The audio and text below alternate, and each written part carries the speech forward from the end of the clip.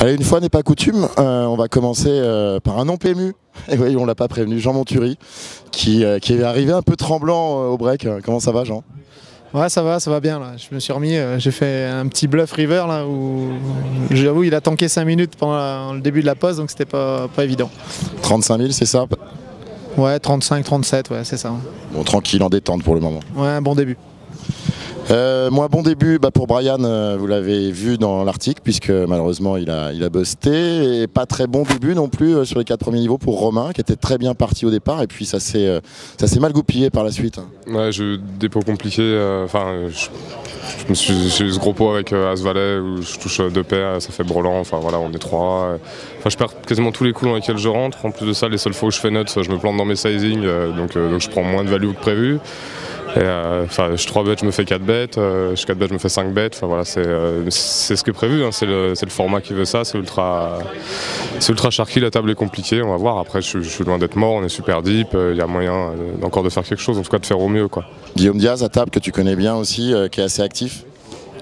Tout le monde est actif à table, on est en 6 max, il n'y a pas le choix. C'est vrai qu'après, Guillaume, c'est aussi un très bon joueur, donc le fait qu'on se connaisse, ça ne change pas grand-chose, je crois. Mais... Transition est toute trouvée avec un garçon qui est hyper actif à table, comme je le disais dans mon article précédent, alors qu'il est beaucoup plus calme dans la vie et en soirée, puisqu'il a repris son petit rythme de Vegas avec son coucher à 22h30. Damien Lomo, 28 000, c'est ça? Un peu moins actif là sur la dernière heure. C'est vrai qu'au départ, je suis rentré dans énormément de mains. J'ai swingé déjà un petit peu, parce que je suis descendu à 16 500.